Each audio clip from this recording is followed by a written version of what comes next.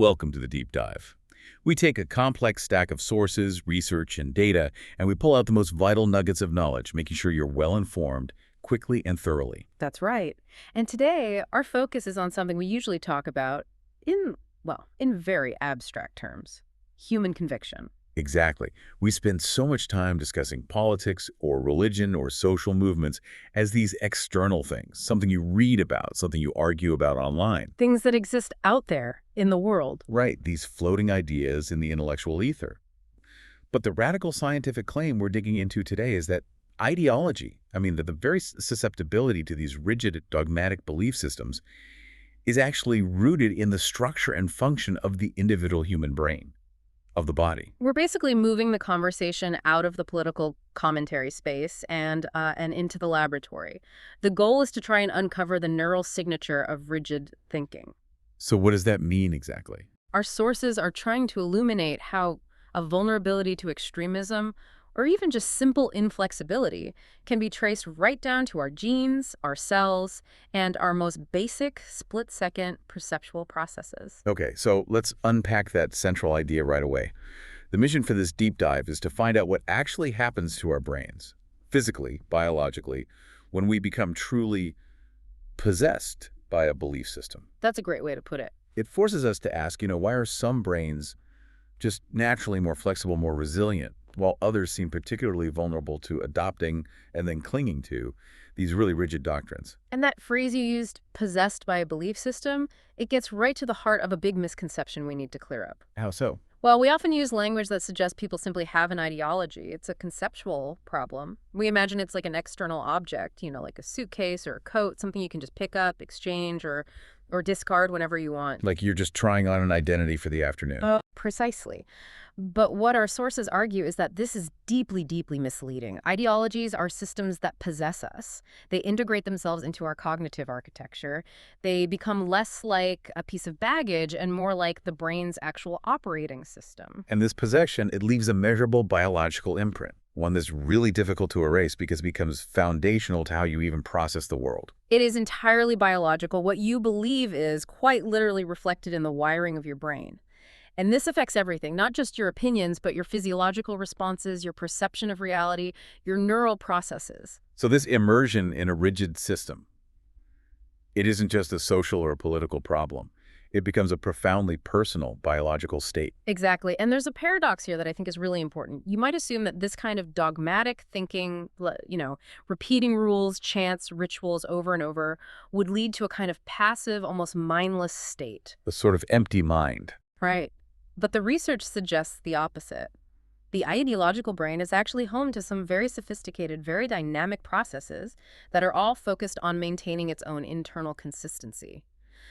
When you repeat dogma, the neural pathways for those habits just get stronger and stronger. They become superhighways for thought. And that superhighway comes at a cost, right? It's built at the expense of other potential paths. Yes.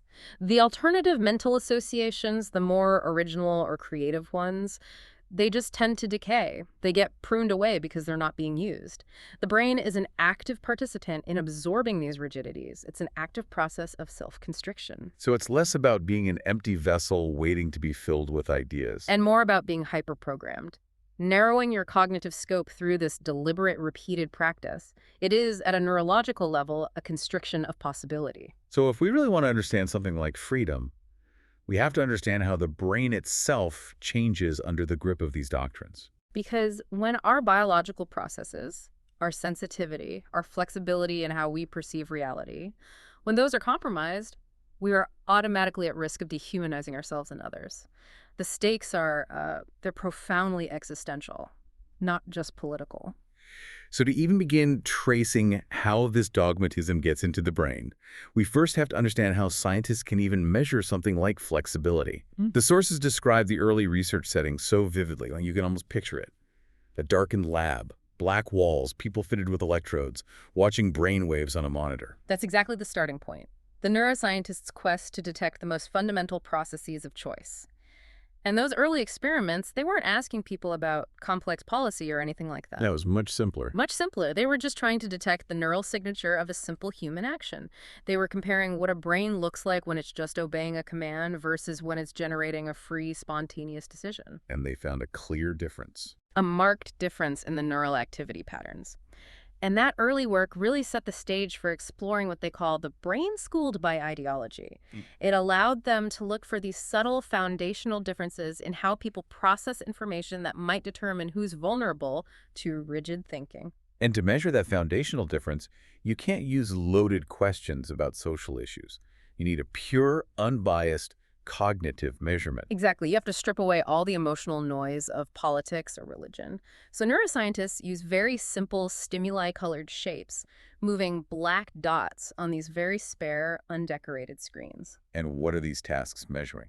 They're measuring individual differences in basic information processing, specifically how quickly and efficiently a brain learns from its environment and, maybe most importantly, how it responds when it's contradicted or when the rules suddenly change. And the central insight that comes from all this basic cognitive research is that cognitive rigidity, that simple struggle to change your mental gear when the world changes, that translates almost perfectly into ideological rigidity in the real world. It's a very strong correlation.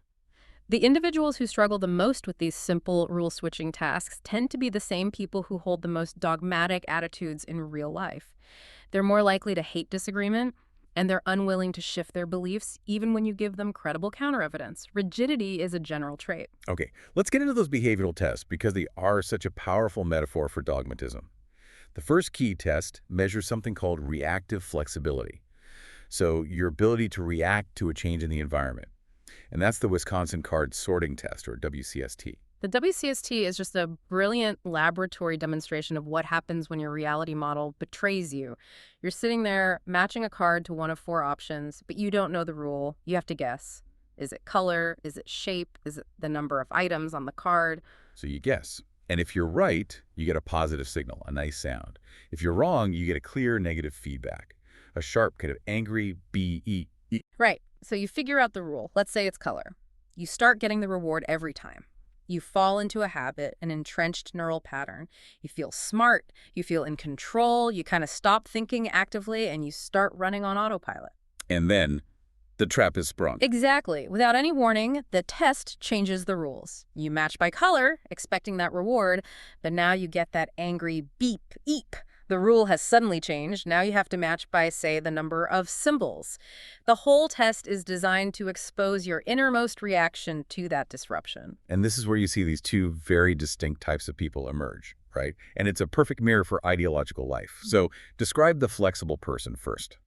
The adaptable individual, the flexible thinker, they notice the change pretty much immediately, and they just change their strategy. They feel a moment of surprise, sure, but there's no existential threat, no fear. They're happy to slip between habits, quickly testing and switching until they find the new pattern. So a contradiction in the environment doesn't paralyze them. Not at all. It just triggers a cognitive adjustment. But now the rigid individual, this is where the metaphor becomes really poignant. What do they do? This person experiences the change as a profound betrayal. They see the old rule isn't working, but they resist the shift emotionally and cognitively. They will keep repeating the original habit matching by color again and again, despite that punishing beep hitting them over and over. They're clinging to this false, almost nostalgic belief that the old rule has to come back. That the world will revert to what it once was.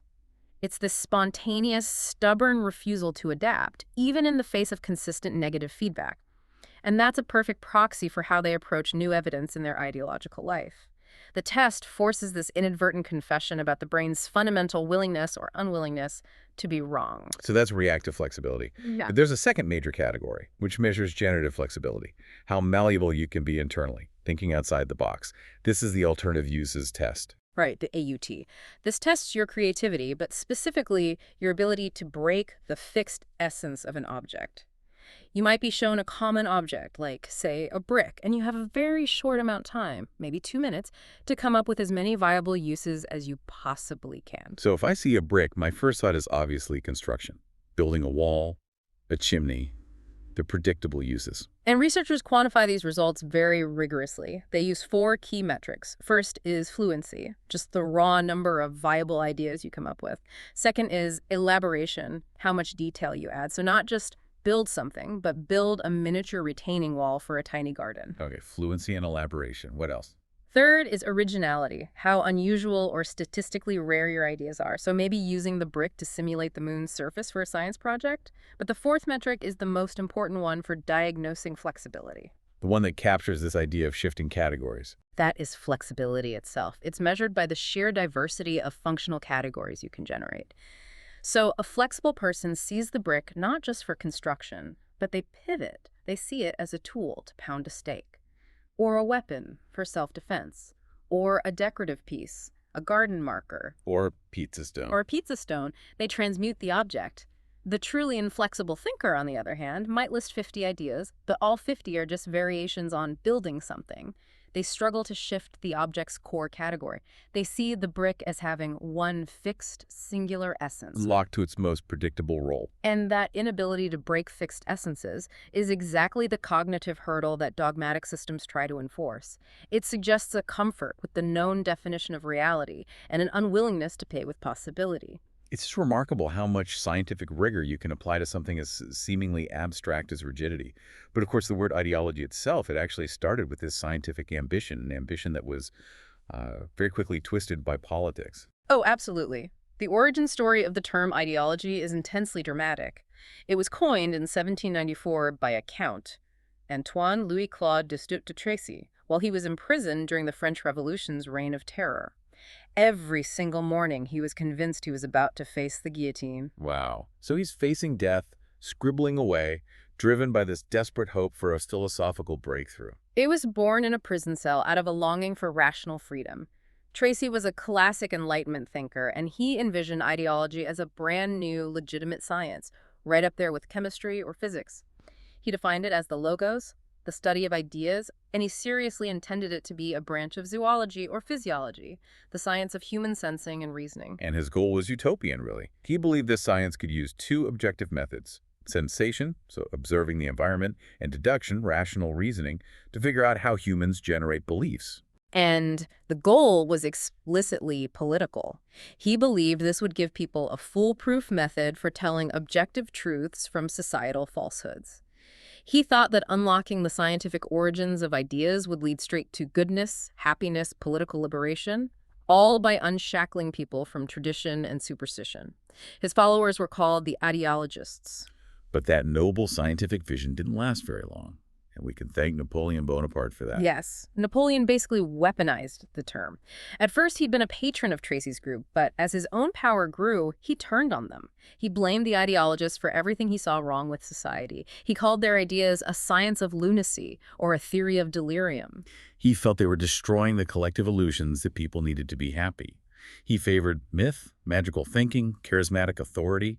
He was convinced that people had to be hypnotized for their own good. And that's where ideology rapidly became an insult, a pejorative. The very idea of the rational, independent citizen that Tracy championed was just too threatening to Napoleon's vision of a unified state under autocratic control. So after that, the term basically bounced around and eventually landed in the hands of Karl Marx and Friedrich Engels. Right, and by 1846, in the German ideology, they performed this final and maybe most enduring inversion of the term. For them, ideology wasn't the science of ideas anymore. It became the set of illusions themselves. Illusions internalized through coercion and exploitation by the ruling class. This is where we get the famous phrase ideology as false consciousness. Exactly. Marx argued that our whole reality is structured so that ideas serve the ruling economic class, and everything appears upside down as in a camera obscura. The claim is that people defend systems that actually impoverish them because the inequalities are made to seem natural, inevitable, even good. And Marx's big philosophical break was to argue that consciousness was always collective, determined by material life, not by individual thought. The belief system comes first. Which brings us all the way back to the psychological level. Because Marx's framework and a lot of the traditional metaphors for the ideological mind, being brainwashed, being an empty shell, they all reflect this outdated philosophical idea, dualism. René Descartes' idea, the split between the immaterial mind or soul and the physical machine-like body. Yes, and Descartes could never figure out how an intangible soul could possibly affect a physical body. Dualism suggests that thoughts are non-physical, so an ideological mind is either passively innocent, just an empty container, or it's been filled with external poison. Which kind of absolves the individual of responsibility, right? The bad ideas were just tipped in by some external force, like a propaganda machine. But modern science completely rejects this. It dissolves the boundary between mind and brain. The brain is entirely biological. It's water, protein, fat, electrical impulses. And so ideological thinking isn't a passive emptiness. It's a profound personal and biological problem where the mind actively warps its own perception and cognition in a measurable way. So to understand the ideological brain, we have to get rid of those dualistic ideas. We have to. We have to recognize that the mental state is biological and the biological state is profoundly shaped by the political. Okay, so if the brain is biological and it's active in its own self-constriction, why does it gravitate toward the simplifying framework of an ideology in the first place? The research points to two fundamental, very powerful guiding principles of the brain that make us susceptible. Start with the first one, the predictive brain. The brain is, at its core, a generative and creative predictor. It's always trying to build an internal model of reality. It's constantly seeking patterns, both social and physical, and the main goal is to maximize accuracy to minimize errors. It's always trying to guess what happens next. And this is all geared for survival and action. We need speed, we need efficiency to live, which means the brain is always looking for simple heuristics, mental shortcuts, rather than laboriously computing every single nuance every time. An accurate model equals mastery, and mastery is power. So the brain has this deep, inherent hunger for truth and coherence. And it's this hunger for a perfect, simplified model that makes it so vulnerable to ideology. Because ideologies offer something that the messy, real world rarely does. A super-logical, hyper-logical system. That's a quote from the philosopher Hannah Arendt, and it's perfect. She observed that ideological thinking takes facts and organizes them into an absolutely logical procedure. This procedure starts from a single, axiomatically accepted premise, something you just have to accept without proof, and then it deduces everything else from it with a total consistency that, as she says, exists nowhere else in the realm of reality. So the drive isn't necessarily to be wrong. The drive is to be perfectly hyperlogically consistent with a premise you accepted a long time ago. Absolutely. And that leads to the second major principle, which is all about connection and community, the communicative brain. Humans are fundamentally social. Our brains yearn for belonging, for recognition, for reciprocity, because social life is absolutely essential for our survival. We're constantly signaling our presence, trying to establish communion and find our exclusive us. And this need for an us finds its expression in rituals. Think about oaths of allegiance, anthems, symbols, specific dress codes, shared jargon. These things aren't random. They develop to signal a shared, exclusive identity. This is us, and we're connected by this shared code. Rituals demand synchrony. They force the coordination of our thoughts and feelings. When we chant together or sing together or march together, we experience what Emil Durkheim called collective effervescence. Which is this powerful, almost religious sense of emotional energy where the individual feels bigger than myself. You feel like you're transcending the confines of your own skull and skin. And that experience of solidarity is contagious and deeply rewarding, neurochemically. So you have these two ultimate drives for the brain. Comprehension, a reliable, consistent reality model, and recognition, feeling understood, mattering, belonging. And ideology offers a neat, tidy answer for both. It gives you a perfect story and a tight-knit community that validates that story. And when you put those two drives together, you get the two necessary psychological dimensions of fully developed ideological thinking. So what are they? First is the doctrinal dimension. This is a rigid adherence to an absolutist, all-encompassing doctrine. It has to be evidence-resistant, like a sealed universe beyond doubt. It offers one true explanation for every complexity and one final solution for every problem. Good versus evil, truth versus falsehood. And the second dimension? The relational dimension, a rigid identity. This identity enforces a sharp, inflexible distinction between the in-group, the us, and the out-group, the them. This leads immediately to strong favoritism and loyalty for fellow believers, and a profound antagonism, distrust, prejudice, even violence toward outsiders. So you need both. You need the rigid doctrine and the rigid identity for it to become a full-blown psychological ideology. Absolutely. The moment someone with a rigid doctrine starts to evangelize or judge or shun people who question it, They are transforming a simple belief into a totalizing ideology. And underneath all of this is the danger of inevitability. Yes, all ideologies, whether they're religious or political, are stories of determinism. They describe the present as either a dystopia that needs a total revolution or an optimal state that must be preserved at all costs. They swing between narratives of triumph and victimhood to stimulate devotion, but they all treat genuine changeability and ambiguity as suspicious. They resist the messy reality of change itself. So if rigidity is a measurable trait, and if it's fueled by our fundamental needs for certainty and belonging, the obvious next question is, well, are some people just born more susceptible to it? Does it start in our wiring? The research suggests there's a fascinating interplay where our genes certainly shape our potentiality. Scientists who are tracing the neural circuitry of rigid behaviors, things like compulsive behaviors, addiction, they all kept pointing to one key chemical regulator of our habits and drive, the neurotransmitter dopamine. Right, and dopamine is often just called the feel-good chemical, but it does so much more than that. It's mighty in its function. Dopamine directs our reward response, our punishment avoidance, our learning, and critically, the formation of our habits and addictions.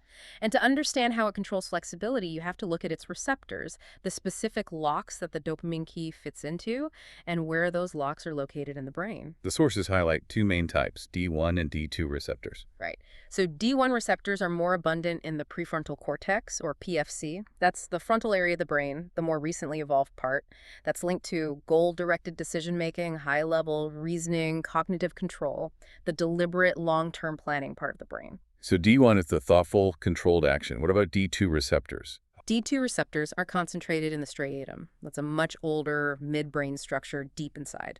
The striatum controls our rapid instincts, our procedural memory, and it forges those immediate links between actions and rewards. It's the part associated with entrenched habits and automatic responses. So it seems like the key to flexibility is a balance of dopamine activity, right? You want to favor the thoughtful PFC over the instinctive striatum. That's exactly it. You're looking for neurological evidence of deliberation overriding instinct. And remarkably, that balance is partially governed by our genetics. Okay, let's introduce the key gene here, the COMT gene. The COMT gene, which is on chromosome 22, is essential because it regulates dopamine levels specifically in the PFC. It produces an enzyme that acts like a biological cleanup crew, breaking down and clearing out dopamine from the synapses in that region. And this gene comes in two main flavors, or alleles, that determine how good that cleanup crew is. Exactly. You have the VAL allele, which results in a high-activity COMT enzyme. This enzyme clears dopamine from the synapse faster, which results in lower baseline PFC dopamine. Think of it as having a lower supply of fuel for deliberative thought. And the other one is the MET allele. And that produces a low-activity enzyme. It clears dopamine much more slowly, which results in higher baseline PFC dopamine. So you have more active, sustained dopamine transmission in that key deliberative region. And what was the finding that linked these alleles to cognitive function? This was the big one. Individuals who are MET carriers, the ones with higher PFC dopamine, they performed significantly better on complex cognitive tests, including the Wisconsin card sorting test. They had better working memory, and crucially, they were better able to adapt to changing rules. The conclusion was potent.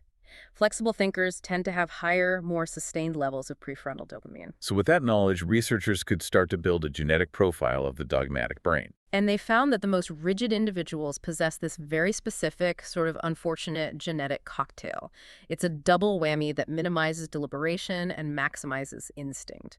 They tend to have low PFC dopamine from the VAL alleles for the COMT gene and high striatal dopamine from C alleles for the D2 receptor gene. So that combination ensures that the brain favors the system of rapid instinct and habit, the striatum over careful, flexible, deliberative control from the PFC.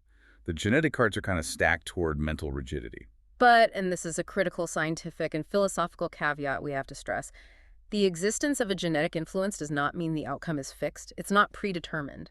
Genes only shape potentiality and probability. They set the stage, but they don't dictate the performance. The ultimate phenotype, your actual personality, your cognitive habits, that emerges from the complex interaction between that genetic predisposition and your lived experience, your choices, your environment. Precisely. Having a rigidity-prone genotype doesn't doom you to dogmatism. The brain has inherent plasticity, and in some studies, if a person had one flexibility-prone genotype and one rigidity-prone one, the flexibility-prone one often dominated. The brain has these incredible compensation effects. Plus, our experiences influence epigenetic effects, which means the expression of genes isn't fixed. Whether a rigidity gene gets turned on or off can depend on what you encounter and what you practice in the world. So our ideological trajectory is still a dynamic process. It's still influenced by our agency. Always. So since rigidity is this interaction between genes and environment, we really have to look at the environments and contexts that foster it. And one of the most groundbreaking studies on this started almost 80 years ago. This was the incredible work of Else Frankel-Brunswick. She was a Jewish refugee who escaped Nazi Austria, and in 1944 she led this massive investigation into children in California. She was explicitly trying to find the elemental science of prejudice and understand how an ethnocentric child becomes a potential fascist. And her hypothesis was fascinating. She positioned the family unit itself as a kind of proto-ideological system. She argued that the existential condition of being a child is fundamentally similar to being in a totalitarian system.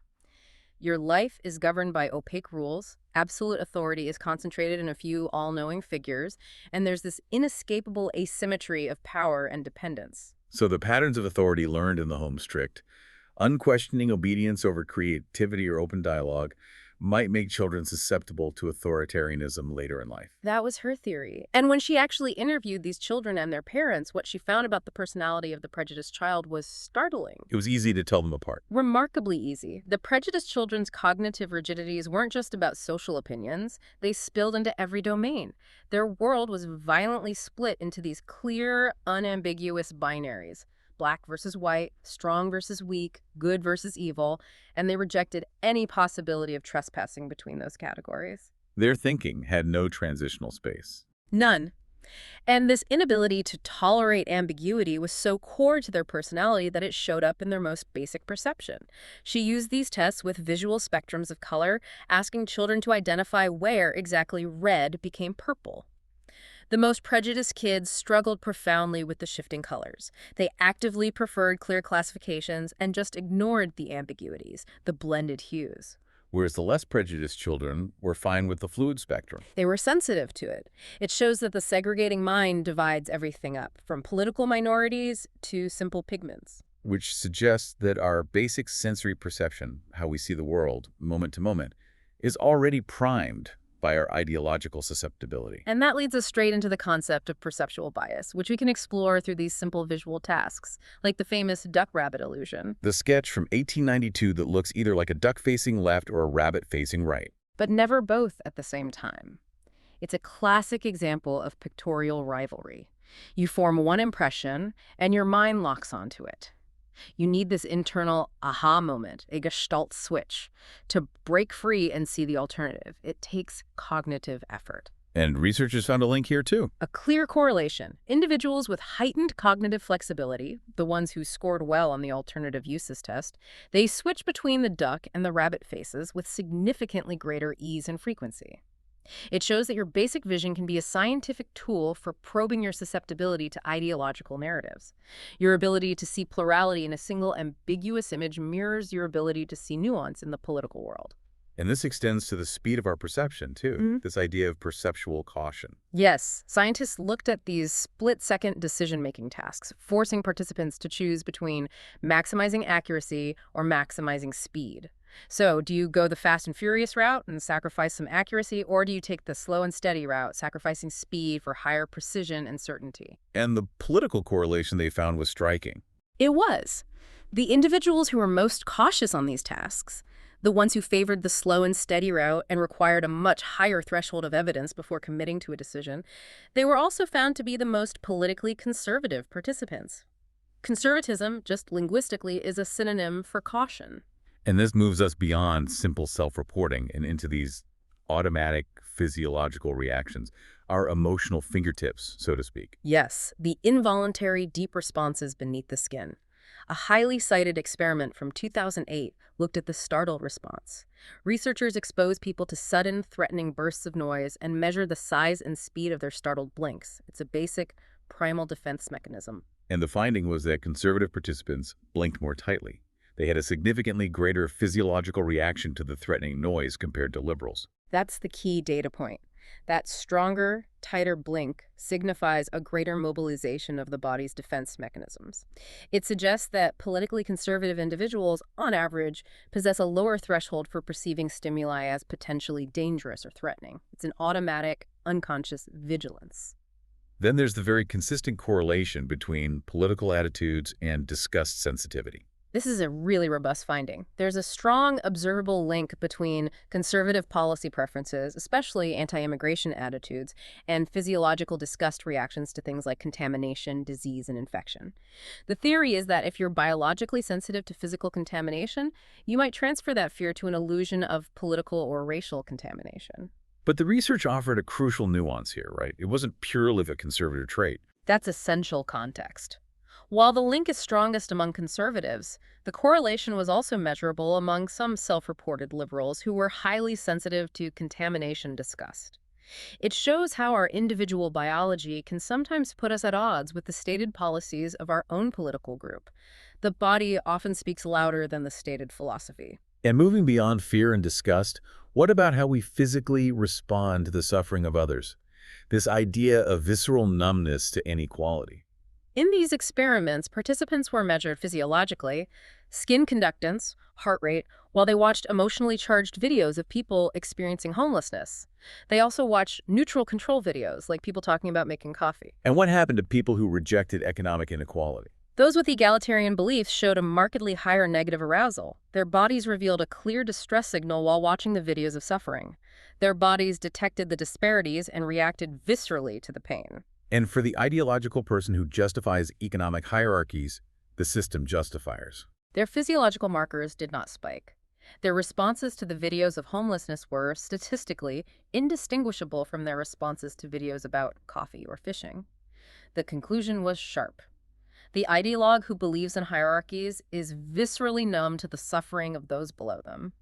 The doctrine has built a biological defense against empathy. Finally, we need to look at how external pressures, like stress and the fear of death, accelerate this path toward rigidity. Our bodies are most vulnerable under stress, and stress naturally rigidifies the mind. Experiments using acute stressors like the Trier social stress test, where you have to give a speech in front of critical, stone-faced judges, show that cognitive flexibility suffers dramatically. Stress shrinks our tolerance for uncertainty. And that spiral toward dogmatism is faster for those already prone to rigid thinking. Absolutely. And when you look at scarcity and dehumanization, economic scarcity draws out the fearful and dogmatic. Ideological rhetoric that frames issues around scarce resources is highly effective precisely because scarcity pushes the mind toward its defensive, rigid defaults. But the ultimate existential threat is the fear of death, which brings us to terror management theory, or TMT.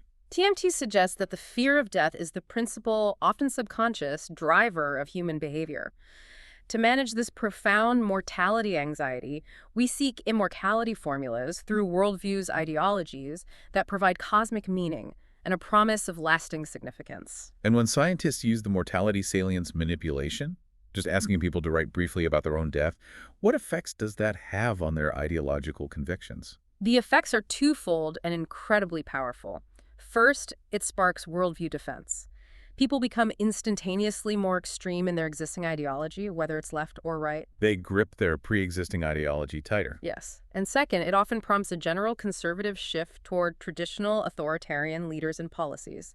When you're faced with the deep uncertainty of non-existence, you crave leaders and systems that offer clear rules and fiercely resist change. You want someone who affirms your reality model as eternal and true. So the fear of death doesn't necessarily create an ideology, but it acts as a powerful accelerant, causing people to grip existing ideologies tightly for support. Wow. This deep dive has presented a powerful, and I have to say, sometimes unsettling picture of how ideology works from the inside out. We've gone from the macro political philosophies all the way down to the microneural pathways, genetics, and back again.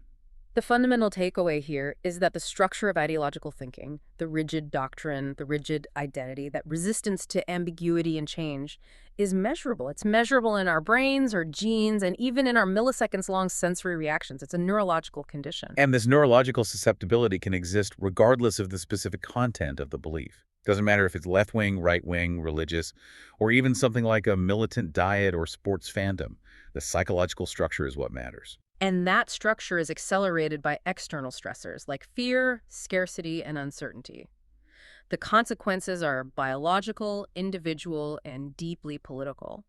When we apply this lens of cognitive rigidity, we realize that a person can adhere to an ideology that, on paper champions freedom or progress, but they practice it in a fundamentally dogmatic and oppressive way.